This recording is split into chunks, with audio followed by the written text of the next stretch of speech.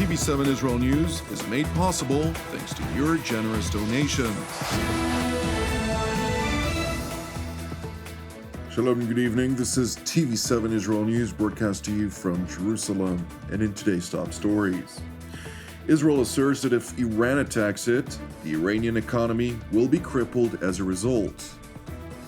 IDF Chief of General Staff Lieutenant General Herzi Halevi highlights an intensification of attacks against the Iranian proxy Hezbollah. U.S. Central Command launched multiple retaliatory strikes against Iranian proxy targets in both Syria and Yemen. The Ayatollah regime's proclaimed intentions to launch yet another attack against Israel would simply cripple Iran's economy. In a filmed message to the Iranian people, Prime Minister Benjamin Netanyahu revealed the cost of Tehran's latest belligerence. A few weeks ago, I spoke directly to the people of Iran. Billions of people around the world, millions in Iran itself, saw that video. And after they saw it, many Iranians reached out to Israel. So today, I want to once again address the people of Iran. Since we last spoke, the Khamenei regime launched hundreds of ballistic missiles at my country, Israel. I wonder, did he tell you how much that attack cost? Well, I'm not guessing. It's $2.3 billion. That's how much of your precious money they wasted on futile attacks. $2.3 billion. The missiles did marginal damage to Israel. But what damage did they do to you? That sum could have added billions to your transportation budget. It could have added billions to your education budget. But instead, Khamenei exposed the regime's brutality and turned the world against your country. He robbed you of money that should have been yours. Netanyahu went on to stress that any future attack against Israel would cripple Iran's economy, in presumed reference to its energy infrastructure. They obsess about destroying Israel rather than about building Iran. What a shame. Another attack on Israel would simply cripple Iran's economy. It would rob you of many more billions of dollars. I know that you don't want this war. I don't want this war either. The people of Israel don't want this war. There is one force putting your family in grave danger: the tyrants of Tehran. That's it. But there's also good news. Every day, that regime gets weaker. Every day, Israel gets stronger. The world has seen but a fraction of our power. It is worth noting that Israeli Strategic Affairs Minister Ron Dermer reportedly met with U.S. President-elect Donald Trump and his team yesterday to update him on matters related to the situation in the Middle East, including the malign behavior of the Islamic Republic of Iran. Meanwhile, in Washington, outgoing President Joe Biden hosted his Israeli counterpart, President Yitzhak Herzog, at the White House. Welcome back to the Oval Office in the White House. You've been a friend for a long time, a personal friend, and you know my commitment to Israel is ironclad, and we share a deep friendship. I want to thank you again for being here, and the floor is yours.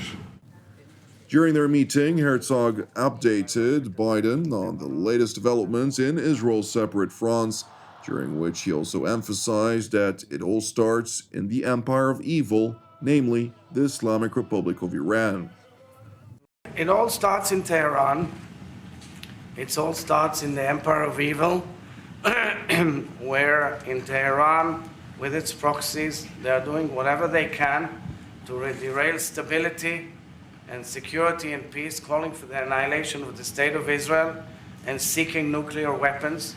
And Mr. President, this has to be a major objective all throughout your term and the next term of the next president, because we have to make sure that they cannot fulfill their evil intentions.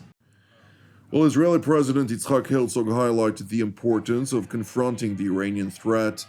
The United States launched separate retaliatory strikes against Iranian proxies in both Syria and Yemen. U.S. Central Command forces executed a series of precise airstrikes November 9 through 10 on multiple Houthi weapons storage facilities situated within Houthi-controlled territories in Yemen. These facilities housed a variety of advanced conventional weapons used by the Iran-backed Houthis to target U.S. and international military and civilian vessels navigating international waters in the Red Sea and Gulf of Aden.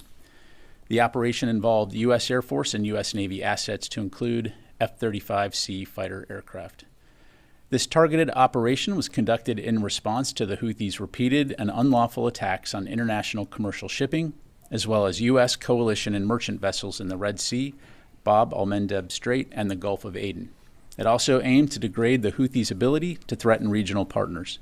U.S. CENTCOM forces conducted strikes yesterday against 9 targets in 2 locations associated with Iranian groups in Syria in response to several attacks on U.S. personnel in Syria over a 24-hour period. These strikes will degrade the Iranian-backed group's ability to plan and launch future attacks on U.S. and coalition forces who are in the region to conduct defeat ISIS operations. As CENTCOM Commander General Kurilla stated in CENTCOM's press release, quote, "We will continue to take every step necessary to protect our personnel and coalition partners and respond to reckless attacks," end quote. It is important to highlight that the Iranian proxy Ansarallah also announced that it had launched an attack against the USS Abraham Lincoln carrier strike group, claiming to have struck the aircraft carrier itself as well as 2 additional naval vessels. نفذت القوة الصاروخية وسلاح الجو المسير. The Yemeni Armed Forces Missile Force and Air Force, with Allah's help, carried out 2 military operations. The first targeted the American aircraft carrier Abraham in the Arabian Sea using several cruise missiles and drones during American enemy preparations for hostile operations targeting our country. The operation achieved its objectives successfully by Allah's grace, and the American enemy's planned aerial attack on our country was thwarted. The second operation targeted 2 American destroyers in the Red Sea using several ballistic missiles and drones, and achieved its objectives successfully by Allah's grace. The 2 operations lasted 8 hours. In contrast to the Houthi claims of success, Pentagon Press Secretary General Pat Ryder highlighted that all of the attacks against the U.S. Navy in the Red Sea was effectively foiled. So on November 11th, U.S. Central Command forces successfully repelled multiple Iranian-backed Houthi attacks during a transit of the Bab al-Mandeb Strait. During the transit, the Arleigh Burke-class guided missile destroyer USS Stockdale and USS Spruance were attacked by at least 8 one-way attack uncrewed aerial systems, 5 anti-ship ballistic missiles, and 3 anti-ship cruise missiles, which were successfully engaged and defeated. The vessels were not damaged, no personnel were hurt. Again, CENTCOM forces retain the inherent right of self-defense, and as I highlighted earlier, will take appropriate steps to protect our personnel. Literally got this shortly before coming out here, so you can expect to see something coming out of CENTCOM on that as well.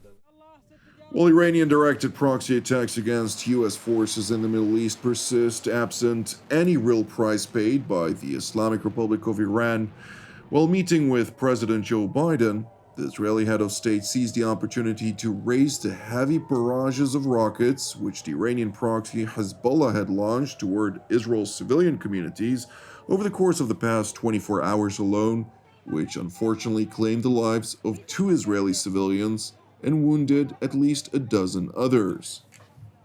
In the last 2 hours, 2 Israelis were murdered by rocket attacks from Lebanon in the northern town of Nahariya, a beautiful seashore town in the northern part of Israel. Early in the day, a kindergarten teacher of a kindergarten of special needs, children with special needs, rescued bravely and wisely the toddlers in the kindergarten from a drone attack. A drone exploded in the kindergarten. This is what we're going through from Lebanon, Mr. President, and you know it all too well. We are fighting hard. We're defending our people, our brave soldiers and pilots. And I know that you're working very hard to make sure that this war will end and that there will be first and foremost security for the people of Israel as well as for the people of Lebanon. Meanwhile, in Lebanon, IDF Chief of General Staff Lieutenant General Herzi Halevi met with troops in the battlefield, during the course of which he acknowledged a certain intensification of the IDF's offensive activities against the heavily battered Iranian proxy Hezbollah. From Nasrallah to Hezbollah's Jihad Council, commanders of its units and different sectors, subdivisions, compounds, and many of its operatives, we have taken away significant command and combat capabilities. You are removing substantial weapons, missiles, and launchers from this area, which is very important. I want you to know that the IDF is simultaneously operating very strongly. We struck heavily against Hezbollah targets in Beirut, the Dahaya, and other locations. We are conducting deep strikes and striking frequently in Syria and along the Syria-Lebanon border to prevent weapons transfers to Hezbollah. Clearing this area will provide the basic conditions to do things correctly in order to really ensure that the valley below will be secure.